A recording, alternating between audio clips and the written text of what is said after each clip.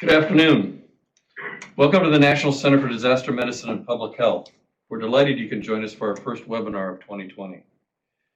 My name is Tom Kirsch. I'm the professor and director of the National Center. Just as a brief background, the National Center for Disaster Medicine and Public Health is the nation's academic center of excellence, leading domestic and international disaster health education and research. In collaboration with our partners, which includes multiple interagency groups such as the Department of Defense, Department of Homeland Security, the VA, the Department of Transportation, and Department of Health and Human Services, our job is to create and translate science and education to improve readiness. So being a federal person and an academician, I first have to start with a disclaimer, which is the opinions and assertions expressed herein are those of the presenters and do not necessarily reflect the official policy or position of the Uniformed Services University or the Department of Defense.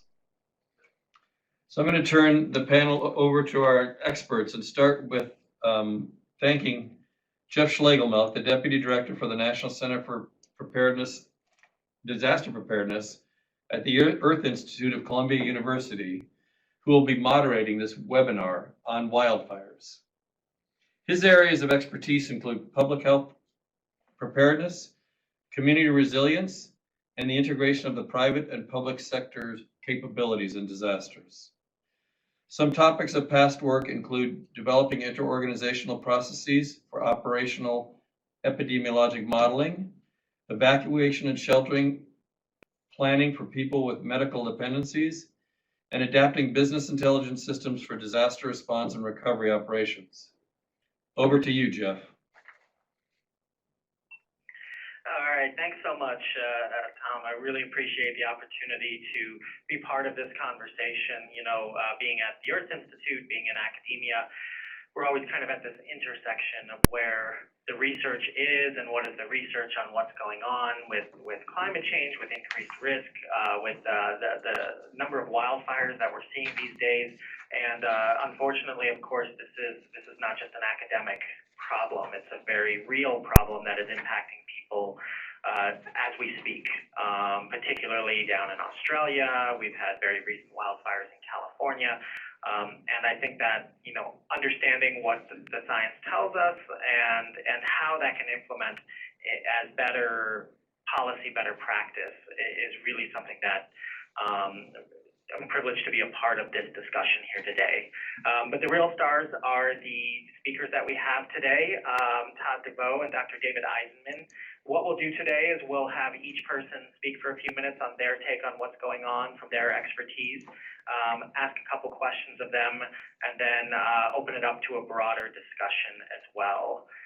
For folks who are on Adobe Connect, I think there's some chats. If there's some questions you want to either send to me directly or put into the more general chat as well, I'll try and work those in as well too as we engage in the discussion. So thank you everyone for joining, but let's go ahead and get into it. So our first speaker today is Todd De Voe. A lot of you may have heard Todd De Voe if you're subscribers and podcast aficionados. So he is a host of the EM Weekly podcast. He's also the Director of Emergency Management for Titan HST. He actually got his start in this field in the Navy, and after that he served as an emergency medical responder in LA County. And today he is really involved in translating a lot of that knowledge into students, teaching at Coastline College as well as an instructor of emergency management at Cal State Fullerton for their MPA program, and at UC Irvine Certificate of Emergency Management. He's also a graduate of the National Emergency Management Executive Academy, Cohort 7, and is an active member of the International Association of Emergency Managers, and is the of the University and Colleges Caucus. So Todd, thank you so much for joining us, and please, you know, let's get started here. Let us know, what do you think about these wildfires? What's your take on wildfire response? What do we need to know? Sure, and thank you everybody for having me. I'm humbled to be here with you all, and a lot of knowledge in this room today. So let's just start with the basics here. Our wildfire season used to be California, and I'm going to speak mostly to California, and I can speak a little bit to what's going on with Australia just because I you guys know that my area of comfort is California for sure. So we used to have a fire season, right? Pretty much at the end of August, we knew that that's when everything was really dry, and we'll start really worrying and ramping up, and so much so that we'd hire, when I say we, it's a collective we, the state of California, along with all the fire services that are out here, would start hiring seasonal firefighters to be ready for that season. September, October, November, when the winds come in, we knew that we were going to have some pretty significant fire danger in that time. However, the last say 5, 6 years, maybe go back a little bit further, but pretty much in that time, we do not have what we call the fire season anymore because they happen any time. Because we were in a drought condition for a long time. Obviously with climate change, and when it comes to climate change, this is I'll give my statement here, is that I'm not going to argue whether it's man-made or not. It's happening, and we have to prepare for it, right? So we can get into those debates later on, but that's nuances. It's happening, and we need to prepare for it, and we need to understand what it means when it comes to preparing for responding to these things. And we can see this down in Australia right now, what it means when we're drier and warmer, and when the winds kick, what that really does with the fires. So that's kind of where we are now, right? I think you're right, Wires. We're getting with our tactics. I want to say ours again, it's the collective, not me in particular, Todd De Voe, but the whole collective of the state of California. When it used to be a fire would come, we would send maybe a truck or two to go and start getting on top of it. We're putting air assets on the things earlier, which is costing more money for the response at the end of the day, right? And those two things as emergency managers and as policymakers that we have to think about is what is the cost of the response and weighed with the safety of the response as well. And so those two things have gone up, right? The cost of response has gone up because we're putting air assets on there, which we need to do, right? And I'm not arguing against it by any means, because the quicker we can put those fires out, the less damage that will happen across our fire-prone areas. And then, so we do that. After we work with research again to be able to reduce the size of the fire. That being said, we have issues in California specifically with our power companies, and we have you've probably seen in the news what we call the power safety shutoffs. And with those, the electric companies, the power companies are trying to get in front of these issues by shutting off power to areas that are with a matrix that's set up for them with low humidity, high winds, and whatnot, and they shut the power off in those areas, which that has a whole nother set of issues associated with it, and we can go into that later on. I'm not necessarily an expert in that area, but I think we can talk pretty relatively confident in that as well. So those are the two things that we have going on here in California with long this goes into wildfires.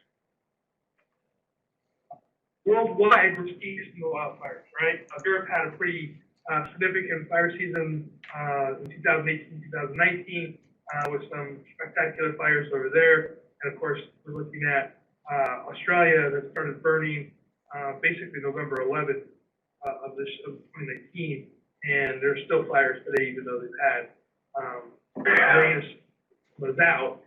And then we have obviously the smoke, which is really inundating New Zealand right now. It has some health issues associated with the smoke that's hitting them. And if you guys seen the smoke map that NASA put out, which is a very impressive map, shows how the smoke is actually coming across the world from Australia and some of the health issues associated with that. So it's not just the fire, right, which is one aspect of it. It's also running all those respiratory calls that occur when a fire does happen. And we see this in California as well. When we have a fire, it might be 20, 30, 40 miles away from where people are, but yet the 911 system is impacted by respiratory calls that occurred during that time. And when I was working in the field, we would put additional respiratory kits in our vehicles when the fires were going on because we knew we'd be using them. And with the asthma cases and other respiratory issues that occur associated with the smoke and the poor air quality that occurs when those wildfires happen. That's pretty much, in a nutshell, what I have. And if you want to questions now, or are we going to go to the next presentation? Great, thanks so much, Todd. So in your experience with your seeing the, and sort of watching this, you know, as an emergency management expert, I know you mentioned some of the things that are being done to deploy some of these medical units ahead of time. What are some of the systems when we see like these mega fires like we're seeing in Australia, or even when they start to get kind of beyond the capacity of local capabilities in the U.S.? How do these systems sort of respond? Are they capable of responding to wildfires of this magnitude? And if they do, what are some of the systems that are in place for doing that, such as the incident management teams? Sure. So there's a couple of things. It's really interesting to see how these. We'll talk about incident management just for a little bit here.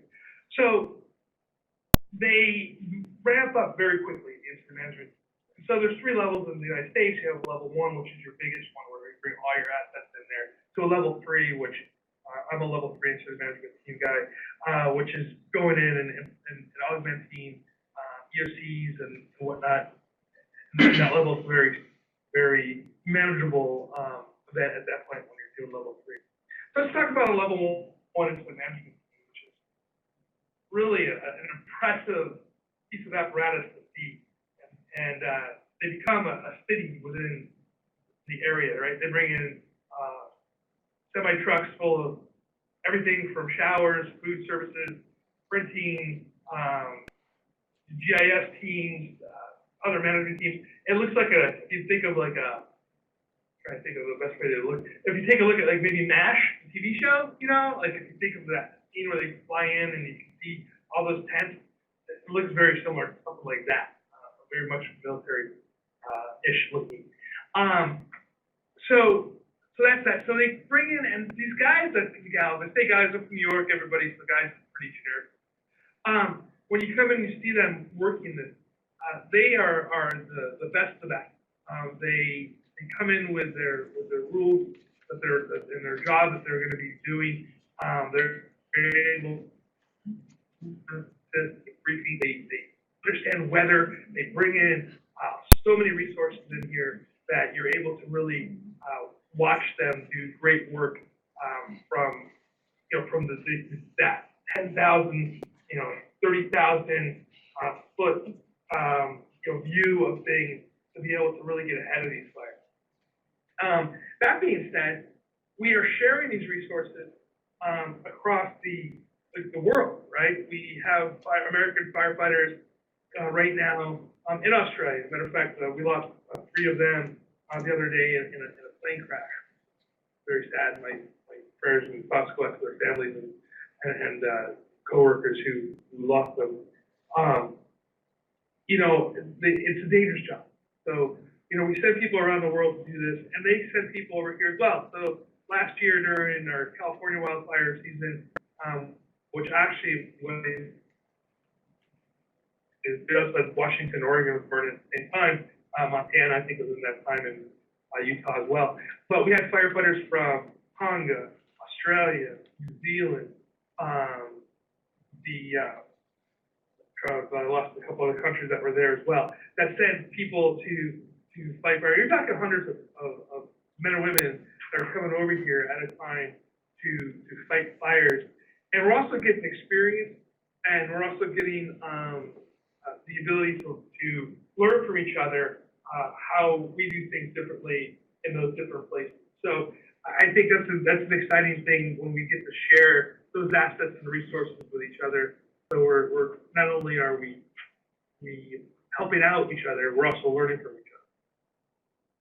So with these IMT teams and this IMT Type 1 team, this concept, so who actually owns them? Maybe that's not the right way of putting it, but who has jurisdictional control? Is this a federal asset typically, or is this, private? How does that, who's got control? That's that's a really good question. And it's one of the ones that I kind of wrap my head around. So there's technically a federal aspect. What I mean by that is that you have to get an incident number. The federal government will pay for them. Obviously, we're declaring a disaster and whatnot. They have to go through that. Now you can activate them. You can get them activated prior to being a federally declared disaster, but then the state or the local jurisdiction is going to own that price tag.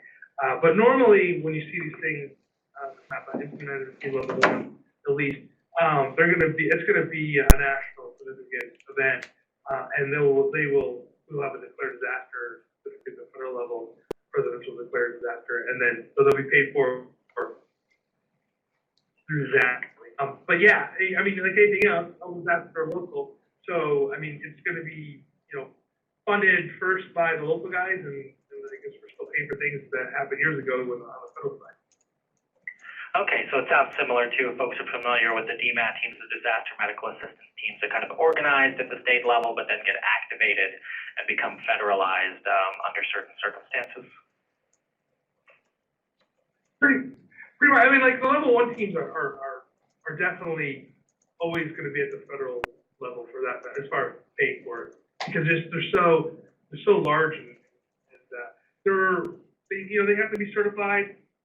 They're located in various parts of the country.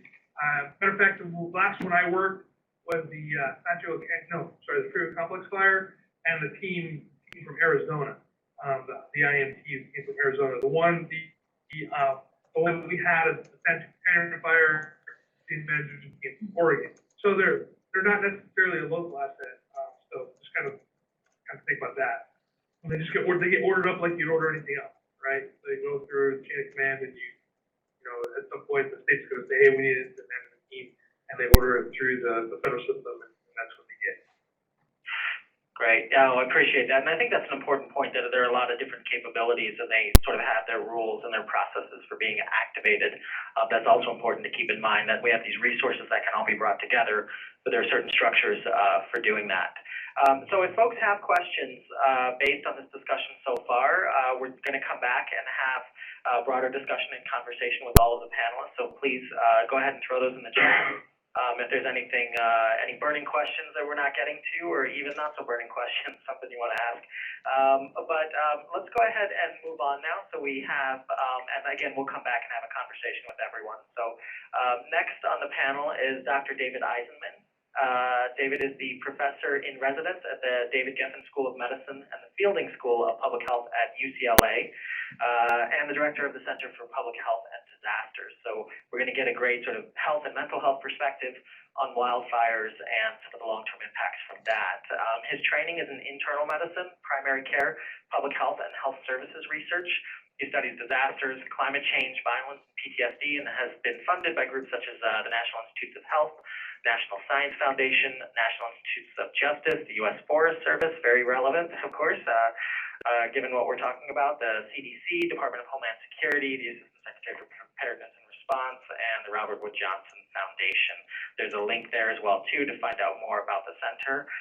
So David, if you can take us away and talk to us about, what we know about wildfires from your perspective, and what are the things as a physician, as a public health expert, that are most important for us to know.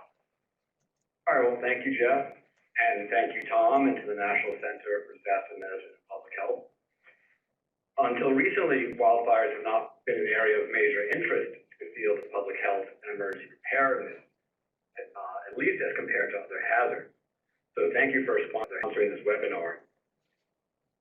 In that spirit, I want to use my time to identify some issues pertinent to public health and emergency preparedness, particularly highlighting issues that have not been at the forefront of prior research and should shape future wildfire research. So last night, I swapped out my dramatic photo of a wildfire for this less dramatic photo of a man walking in downtown Ventura, California, in the smoke from the massive 2017 Thomas Fire. The first issue I want to emphasize is smoke, precisely because disaster researchers have focused on the flames in the past.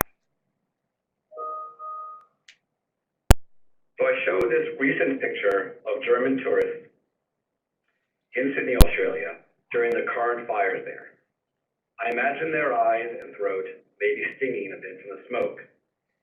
And I also imagine that they are considering the smoke a bit of a nuisance. As Dr. Gia Kokolu at Johns Hopkins University, who studied wildfire smoke, said, quote, "People think of wildfires, they think about houses burning down. From the city, it can feel like a faraway problem, but actually it's the smoke that has a much higher impact." Kim Knowlton at the National Resources Defense Council published this map.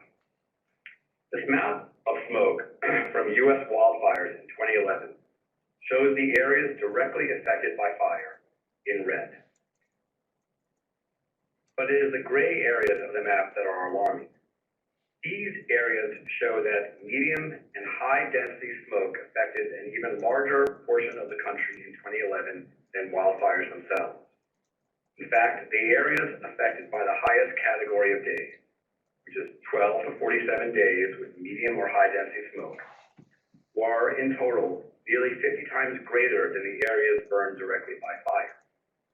The smoke from wildfires traveled downwind into a much bigger area than the immediate burn, possibly affecting the health of millions more people than the flames of wildfires alone. And I actually want to say not possibly, definitely affecting the health of millions more than the flames of wildfires alone. The clear takeaway is that wildfires and wildfire smoke are national health concerns that spread well beyond the borders of local fire perimeters.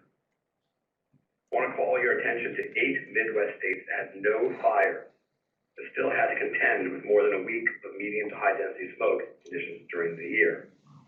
Illinois, Missouri, Iowa, Kansas, Nebraska, Indiana, Wisconsin, and Ohio. Excuse my throat, I'm just getting over a flu this week. I borrowed the next 2 slides from the recent National Academies of Sciences, Engineering, and Medicine workshop I helped plan on the implications of the California wildfires for health, preparedness, and communities. Wildfire smoke has lots of emissions that cause health effects. This includes carbon monoxide, nitrogen dioxide, polycyclic aromatic hydrocarbons, volatile organic compounds, particulate matter, and ozone. Most research is on particulate matters, PM, particularly PM 2.5, called that because these particle diameters are no bigger than 2.5 microns across. The smaller the PMs, the deeper they can get into the lungs. The little small pink PM 2.5 is shown here compared to the larger PM10, which is what makes up pollen and dust, and to a thread of hair and a grain of sand. PM 2.5 stays aloft, maintaining its suspension in the air. Most of a plume is these particles. The smoke plume has a huge amount of them, and they get down into the alveoli because they are so small. There they can cross into the bloodstream and travel throughout the body. Colleen Reed and colleagues published a critical review of the health impacts of wildfire exposure. This slide summarizes her findings. Asthma exacerbations have been shown to increase after fires in nearly every study. Most studies show that COPD exacerbations increase from wildfire smoke. Respiratory infections have been shown to increase in some studies. And recent studies have shown cardiovascular outcomes to be significantly associated with wildfire smoke exposure. A study published just this week found increased all-cause death in Washington State in people exposed to smoke compared to those who have not been exposed to smoke, and a particular increase in respiratory-related death. But there's much we don't know about smoke. What are the chronic effects of exposures? You have experiences like California where weeks and weeks of fires are occurring and people are being exposed to smoke for a very long time downwind. And what are the acute and long-term effects of repeated exposures? For instance, those who are exposed every year for a period of even a few days. We need better evidence of who is more susceptible and to what. What are the effects, if any, of long-range exposure to wildfire? Studies have shown wildfire smoke from western fires reaching as far as Connecticut and New York. And of course, we've recently seen maps of fires in Australia, the smoke there reaching into New Zealand and well and beyond. What about other endpoints, such as the incidence of respiratory disorders, the new development of respiratory disorders? How about evidence of birth outcomes? There is some beginning evidence that affects birth outcomes. How about metabolic disorders? And how about the effects on cognitive decline in the elderly? While we know that experiencing fire-related traumas, such as losing your home, emergency evacuation, etc., can cause post-traumatic stress disorder and depression, we know much less about the mental health effects of smoke exposure. PTSD, depression are associated with smoke exposure in studies, but this has been limited because many of the populations studied in those papers have also experienced the traumas of losing a loved one or lost property or being evacuated. So it's difficult to disentangle the experience.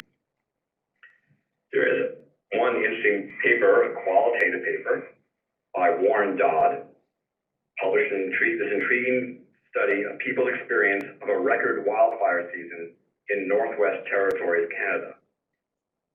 That wildfire season, it was so smoky, they stayed indoors, and they described its effects emotionally. Some said it was like they lost their summer. Others reported isolation from others, less community participation, worsened mental health, a loss of nature, a feeling of nature. And the question is, what if this becomes a more regular experience in California? I also put up this picture from Reddit on the right. Someone took of their home in Australia. This was taken a couple weeks ago.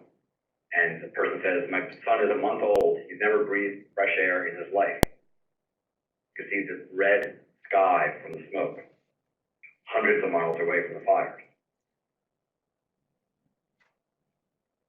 This slide shows surfers on the Ventura Coast during the Thomas Fire, because I have to show surfers in every one of my lectures. I chose it to illustrate a few research questions we need answered. Does the public consider wildland fire smoke to be a danger? And what are their perceptions of the risk?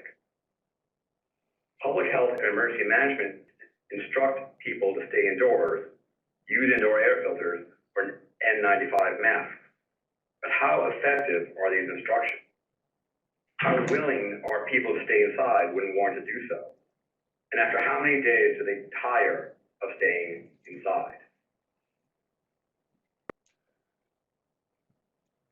Wildland fires raise issues of equity. During the National Academy of Sciences meeting, we heard about respiratory health effects on seasonal and migrant workers, such as farm workers, who worked through the first weeks of the fire, exposed to the smoke, and were only sent home at the end of the second week. But there's no systematic tracking or study of this population, who by and large remain outside working while AQIs remain elevated. AQI meaning air quality index. In one focus group of farm workers, they reported that their supervisors are indifferent to workers wearing N95 masks. Often farm workers are reluctant to wear an N95 mask as it gets uncomfortable while laboring outside in the heat. Also, wildfire smoke and air quality do not rank as high as heat illness as a health concern in this one focus group of farm workers. And many say they will continue to work in unsafe conditions because to not work is to not get paid, not make rent, not have money to buy food for the family.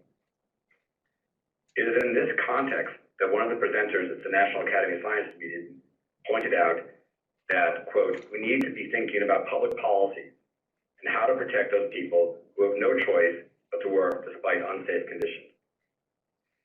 And if you travel through California, you know that the areas of the fire are right the same areas that are some of our largest farming areas. These pictures were taken in Ventura County during the Thomas Fire. Lastly, a few issues particular to communities at the wildland-urban interface. The two pictures on the left are from the Woolsey Fire in Malibu. The top left picture is of citizens who stayed behind to fight the fire themselves. And the picture below is a sign they put up, neighbors saved this neighborhood. We know that many times citizens do not evacuate and instead stay behind to fight the fire themselves. This is now only starting to be documented. My colleagues interviewed over 60 such persons after the Woolsey Fire in Southern California. And while we can discuss the safety and advisability of this, it's a practice that we know is only increasing. Yet we have little systematic study of this phenomenon. How frequent are their physical health concerns? And how frequent is the mental health trauma of these citizens? Thank you very much. Great. Thank you so much, David, for really getting into both the clinical science as well as the population health concerns, as well as the mental health and the public perceptions that kind of lead to, precursors for whether or not there's an uptake in policy and things like that. I also appreciate you discussing, here are some of the things we know, but then here are things that we either don't know or only have a vague sense of. As you were talking, I was reminded, I was talking to a reporter one time about some wildfires and the potential effects of smoke, and I sort of casually said, it's like a Monet painting. You have a sense, you have impressions of what it looks like, but we don't actually have the detail. And then not only did they use that quote, but they actually linked to a Monet painting in the text of the article. But that being said, I think I wonder if you could talk a little bit more. You mentioned that you had a team and that you guys were doing some work around the Woolsey fires and some of the interviews and things. And so what kinds of research are you directly involved with? What kind of research questions are you pursuing? And if there are any additional insights you might have at this stage of your research? Yeah, so we have, I participated in the project up in the Woolsey Fire area where they did interviews around citizen response, and that was sponsored by the National Hazard Center at Boulder, as well as Los Angeles Emergency Preparedness Foundation, Brent Woodworth, and their report is available online. What's interesting is they made some recommendations about the incorporation of citizens into fire response, given that the numbers are so undeniably large of people who stay behind to fight fires. We are working also at the same time with California State University in Chico to develop a resilience hub for the north part of the state. And I'm working with Nicole Eric from University of Washington. This would be a physical site bringing together NGOs, community members, scholars, and others. And we envision it facilitating resilience program development in the northern part of the state, research in the northern part of the state, as well as storytelling by survivors. And one of the projects we are already helping launch in conjunction with this, is a group that's looking at forest therapy for trauma mental health recovery. And I can talk about that more later on if you want. As well as developing, another project is developing a trauma-informed long-term recovery approach for communities. So those are two of our current researches up in the Cal State area, the Chico area, which is, by the way, I didn't have to fail to mention, Chico was the receiving community for the Paradise fires. Yeah. Very, very interesting, and I know we'll definitely get into this more and more in the conversation. And also, you mentioned some of these mental health aspects, and I'm curious your thoughts as well too, because you mentioned PTSD and it being a factor that seemed to correlate with exposure to smoke, but that also a lot of the folks that had other conditions or exposure to a loved one passing away or other factors like that. I'm curious, I guess from a clinical side, knowing the direct correlation is interesting, but also from is there enough information now to just sort of know that, even if we don't know the specific trigger, that being in these environments does create an increased risk of post-traumatic stress and increased risk of trauma? Is there enough to go off of without knowing the specific kind of trigger? What are your thoughts on that? There is. We have mixed evidence that there's an increased risk of PTSD and depression for people who are in fire-prone regions. It's not very strong. Most of that risk really is obtained by people who report significant traumas like loss of property, a rapid evacuation, and so it seems to be mostly due to the trauma of the fire itself. Very hard to disentangle it. One of the interesting other aspects to this, which I'd just like to mention, is, we talk a lot about the trauma of the fire, but there's also the trauma of returning to your community.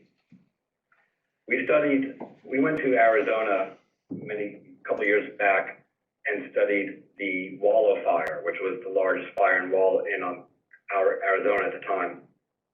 We went to 5 communities that surrounded the forest that burned.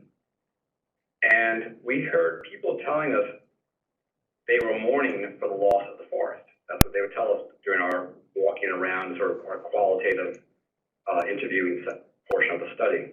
And it turns out there's a word for this, and that's solastalgia. And it refers to the distress caused by damage to the surrounding natural environment. And we were pretty impressed that this is what we were hearing people say, that they were mourning the loss of their natural environment. They move up to these places, they live in these places very much because the natural environment brings them a lot in terms of emotional solace, physical opportunities, as well as economic opportunities. And so we studied that. We found a robust association of people who reported higher levels of this distress about the loss of the environment. The entire forest around them was charred and burnt away. Those people who had a higher level of that solastalgia had higher levels of mental health distress. And this is even controlling for very well-known predictors of mental health distress. So that's actually what opens the avenues of research that ask how can we use land management and things like forest therapy? How might land management policies and such things be used to support improved psychological health outcomes after a wildfire? Yeah, that's really interesting. Actually, just over the chat now too, there's someone interested in the concept of this resilience hub for wildfire areas. This person manages a similar type of hub for hurricane response hubs that includes the resilience for responders.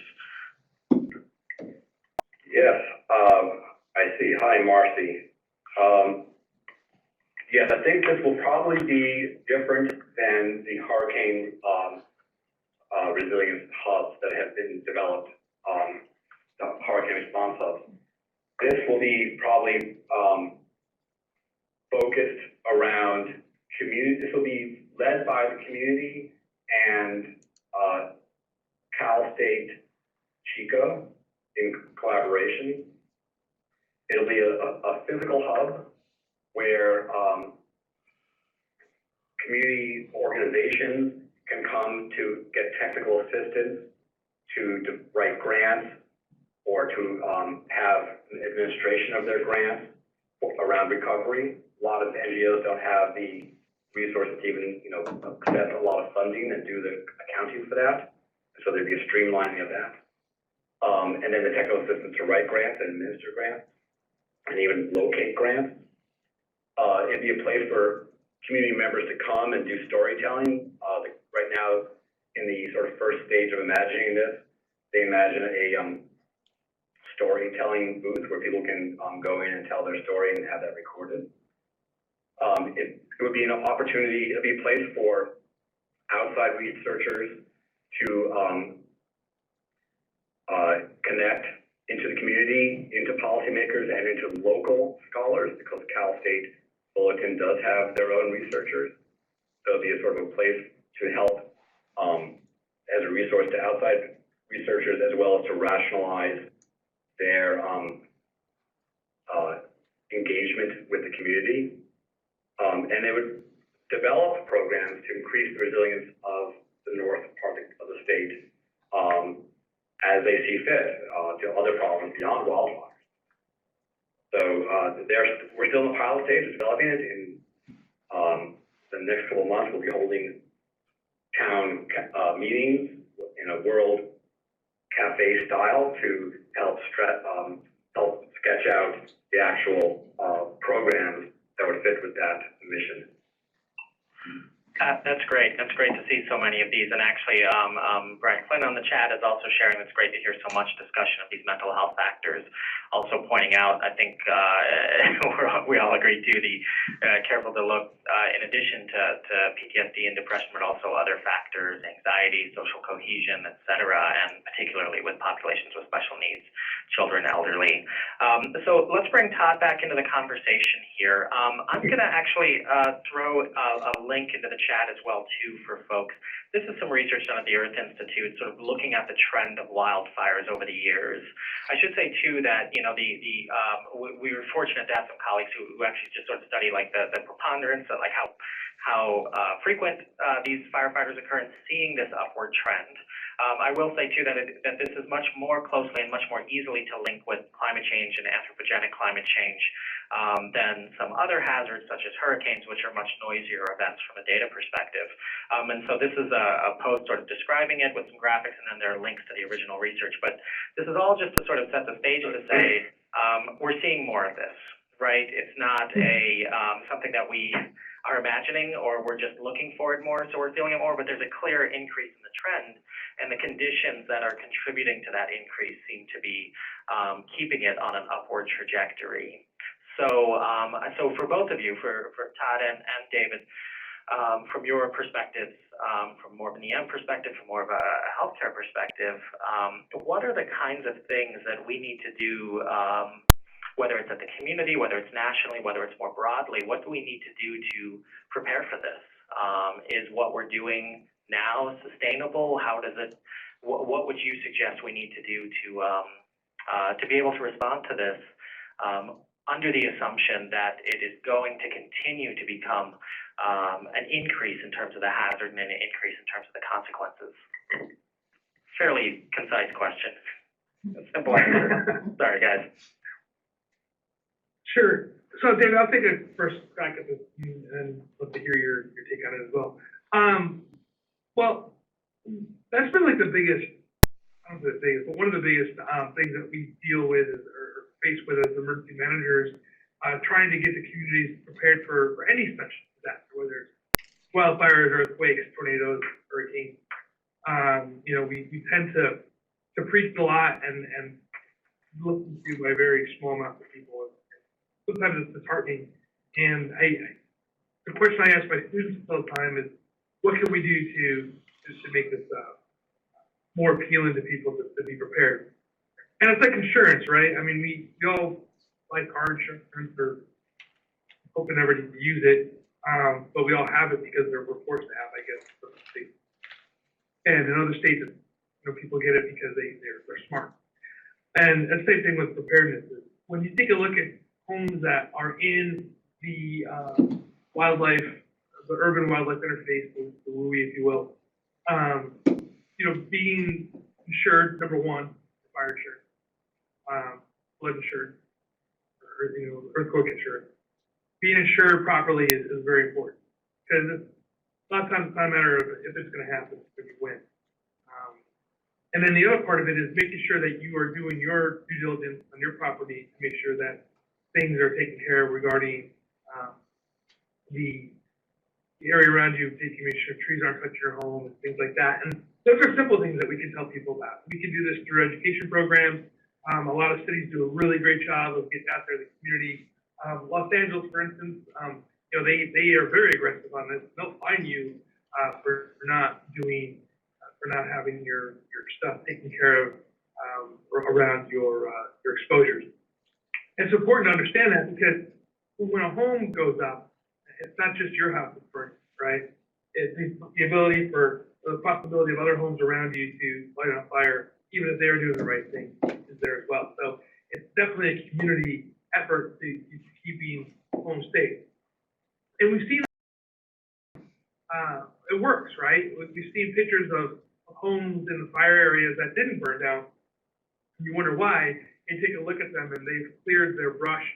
They've done their job. They've put the work into it, and the home survived fires. Now they might have smoke issues and things like this inside their home, but the structure itself survived the fire. So I think that's doing it. How do we get out there? That's the question I'm going to respect everybody here. Is how do we get out there? How do we do a proper campaign that doesn't scare people? Because I think scare people doesn't work anymore. I think they should that out. How do we get them to be excited term about being prepared, right? And I think that's the challenge that we have as emergency managers. What can we do to make people prepared? That's one part. The second part is how do we message properly so when we do have an issue and we have to evacuate, people pay attention to what we're saying. And as David talked about, people staying back to fight fires because they feel they need to do something, whether it's a psychological issue that they're doing or whether they don't trust the fire department, or if they feel that their homes are being sacrificed for others. Excuse me. So people stay back to fight fire, which is very, very dangerous. And we lose a lot of lives every year due to people staying home when they should be evacuated or evacuated at the last minute because of various different reasons, whether they have animals or what their decisions are, why they wait the last minute to leave. And we've seen, again, spectacular videos of people leaving fires and having to drive through the inferno to escape it, and it's something glorified, but it's definitely interesting to watch. And YouTube is full of those videos of people leaving like that. But how do we message properly so people will leave? What kind of systems are we using? And then on the emergency management side as well, what technology are we using to push the message out? Now, the company who I work for, HST, we have mesh networking, which works even when the cell towers go down. And if you take a look at cell towers burning up, with the last couple fires that we've had, the one up in Sonoma County, they lost somewhere around 286 cell towers. And so communication became difficult. So what do we have as redundancies to work on that as far as communication to the populace? So those are some of the areas that we need to really work on in the field of emergency management. And we actually have to do some quality studies on that. And the literature is not quite there yet, but we're working. That's great. Thank you. Thank you, Todd, for those insights. David, I wonder if you have anything to add kind of particularly on the public health side, like how do we need to be ready, sort of anticipating these incidents increasing both in frequency and ferocity? Yeah, well, I actually would like to address a different aspect of it, not the preparedness side or response side. I'd like to address the communication side of it. I think we have to change the media focus and coverage on wildfires. I think we are, we are mostly in our media centered in our cities. And when we hear about wildfires, we get photos of spectacular homes burning, Malibu mansions burning, and it feels very distant from our lives. And except for those some unusual fires like the Paradise Fire, where there's large numbers of lives lost, we don't tend to lose lots and lots of lives in fires.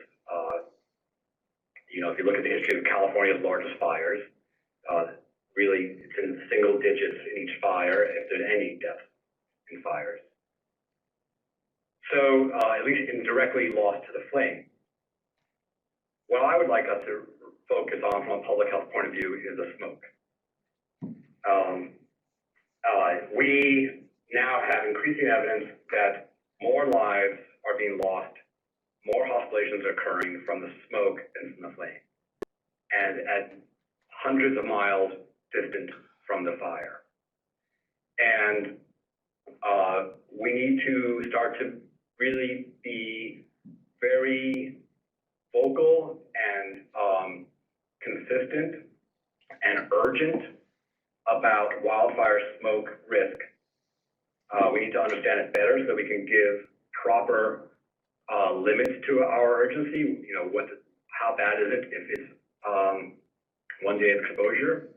But, in the eventuality that we have times where there are days and days, if not a couple weeks, where you have to stay indoors, like parts of Northern California saw during the fires of 2017, what are the dangers of that smoke? And we need to keep that front of mind and keep that in the media's pictures, not the pictures of flames, but the pictures of smoke, and really get into the nitty-gritty of all the ways that affects people.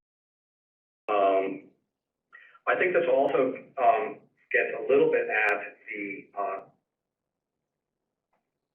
the constant focus on flames burning large homes also draws away from the particularities of who lives in many of these communities. Brian Flynn brought up the issue of at-risk populations and mental health. And in rural communities that are often the most, some of the rural communities are at the edges of our big cities, granted.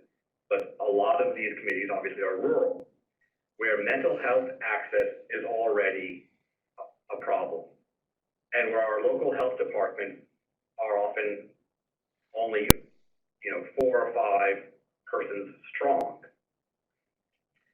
And so you have this intersectionality of at-risk populations, people who have lower health insurance out in rural populations, lower incomes, higher number of undocumented workers and outdoor workers, people who don't speak English, whose legal status, who are undocumented legal status, who are elderly.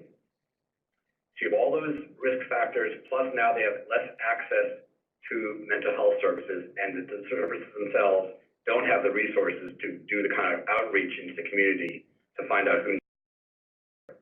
So focusing on these burning mansions,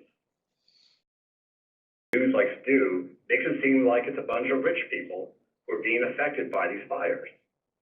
And it's not. It's, a lot of a lot of people who are already living on the margins. So I really want us to focus the media conversation differently.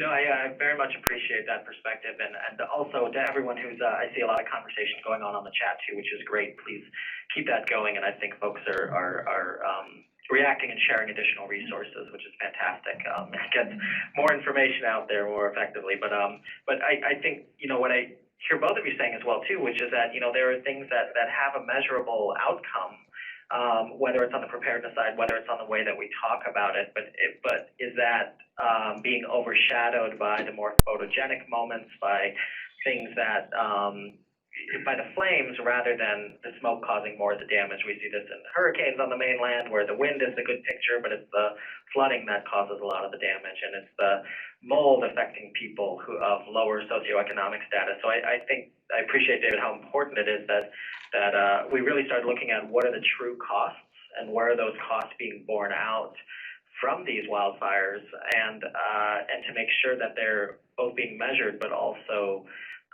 articulated back into the way we develop, the way we build, the way we build our systems to respond to these. I look forward to seeing more and more of this come out.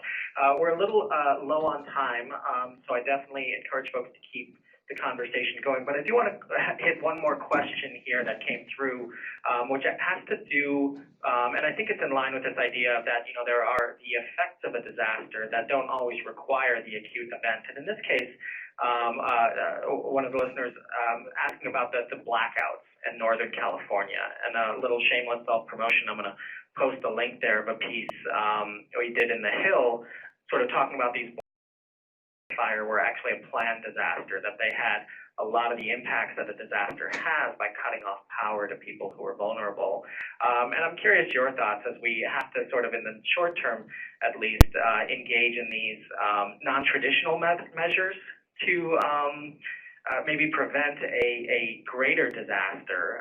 What your thoughts are on that and what we need to do to ultimately get ahead of that. Yeah, I actually do have, this is David, I have a few thoughts about that because that's something we're attempting to study in California. There was the October 2019 planned power shutoffs, PSPS, planned, I can't remember what it stands for. Power shutoff. Thank you.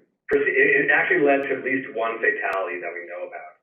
And really, what it gets to is this issue of the risks associated with cascading hazards, which will only increase as our socio-technical systems grow in interdependence and complexity.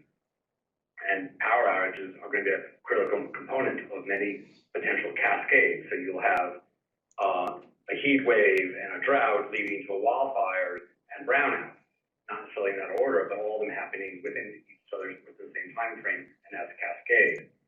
And in fact, evidence is that the risk of large power outages is growing in the United States due to climate change and aging infrastructure and increasingly complex cyber vulnerabilities.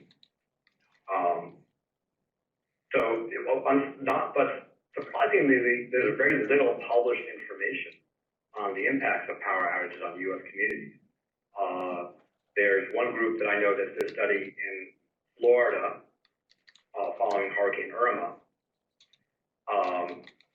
Chicalian and colleagues in 2019. But by and large, we know very little about that. And what we don't know also is so we don't know the health effects. We don't know how people respond in terms of taking protective action.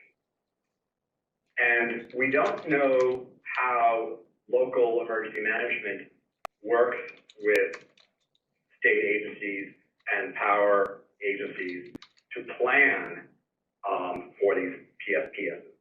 So I had a conversation with one group that does response and recovery for federally qualified health centers in California, and they reported that somewhere around 40 to 50 of their QHCs in their network contacted them in need of generators or refrigeration or other sorts of help to get through the power safety shutoffs that occurred. So we really don't know how that kind of decision making is working, but it appears to not be making it down to the level of the local healthcare responders, at least.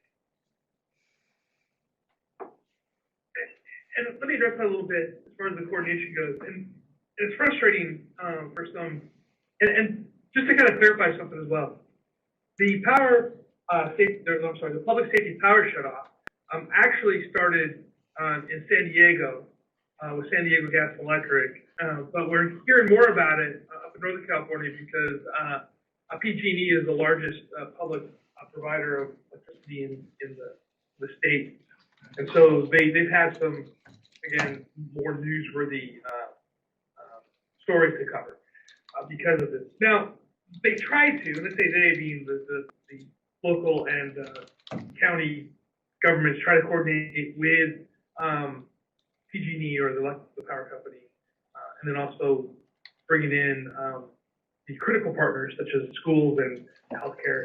But the way the law is written right now, it's very,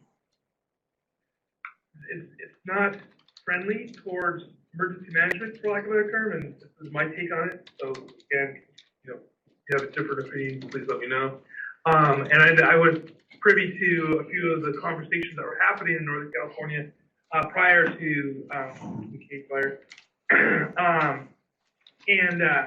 It's very frustrating for the local emergency managers because they're not required, they being the power companies, are not required to necessarily share everything that's going on. They have proprietary information that they don't want to share with anybody. And it's almost getting better, but it's almost a